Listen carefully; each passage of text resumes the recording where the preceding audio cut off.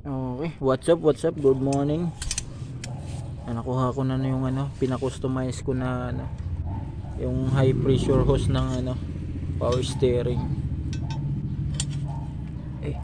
Walang camera. Wala tayong cameraman Hirap lang cameraman.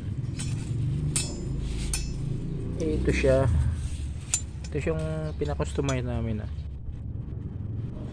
Yan. Bali, ito yung rubber hose na pinalitan namin.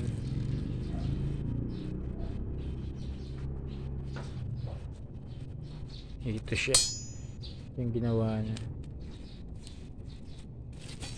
Bali, ito yung dugtong. Ganyan na siya.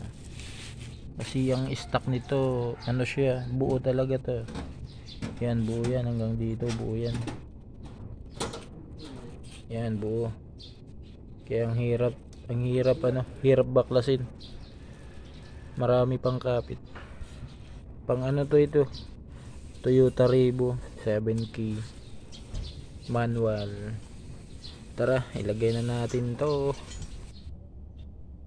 Alright. Bali, ito siya. Dito siya nakalagay. Dito. Ito yung sa high pressure. Ito yung lang.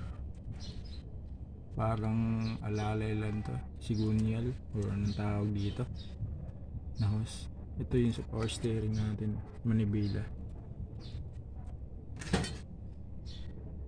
Ito, kaya hindi na masyadong mahirap paglagay nito gawa ng maiksi na siya. Ayan sok-sok na doon. Alright, dahil mahirap magkabit ng isang kamay, papakita ko na lang sa inyo pag nakabit na. Ayan siya. Ito na siya, at dahil nailagay na natin, ito ang dalawa. Yan siya.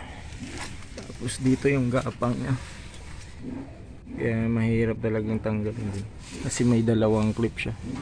Ito ang hirap tanggalin ng bolt. Di ko natanggal yan. Kaya dito na lang yung binuka ko. Kailangan bukahin na lang. Kasi kipot na lang pagkatapos ibalik. Dalawang piraso yan sila. Yan yung isa. Mahirap tanggalin pag kulang ang tools. Pero may paraan pa rin. Ito. Yan, medyo madumi pagkatapos ko nalilinisin. At ito yung pinabago natin. Ito yung pinuputol dugtong natin para sa susunod hindi na kailangan baklasin ito.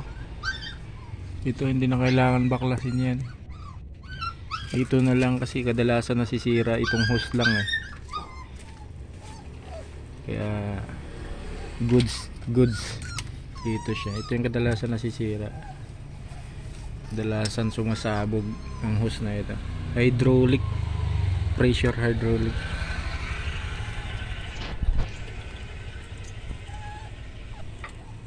Yan yung pina-customize natin. Ayan. Yan yung dugtong para yan, easy na lang yung trabaho pag nagkaroon ng ganyan. Ito lang ganyan lang yan dugtong na lang yan. 19 po yung sukat dyan. Ayan lambot lang yan. Kahit di na kailangan ng teflon, goods na yan. Yan, okay na kung higpit na lang. Tapos doon sa taas, okay, higpitan ko muna At haya na nga, nagawa na natin, nailagay na natin ito. Yan nadudugtog na natin yung fittings nya. Kailangan higpitan lang. Yan, ito yung bagong hose, hydraulic hose. Yan siya, yan, pababa. At ito, kailangan muna natin paandarin. Pihit kanan, pihit kaliwa. Check natin kung may leak ba siya. Alright. Ayan na siya. Sampulan natin kung may leak ba siya. Ayan. Sige, pihit mo. Sagad mo. Sagad mo. Kahit saan. Kaliwa ka.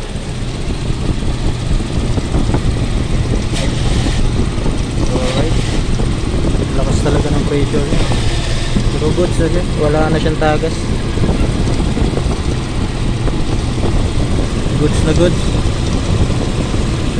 Goods na goods yung project natin. Kabila, balik mo kabila. Kabila. Doon.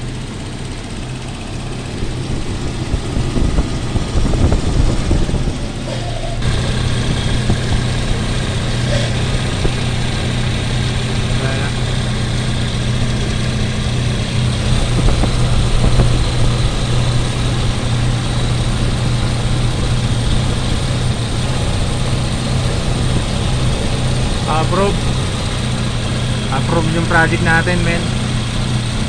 Thank you for watching.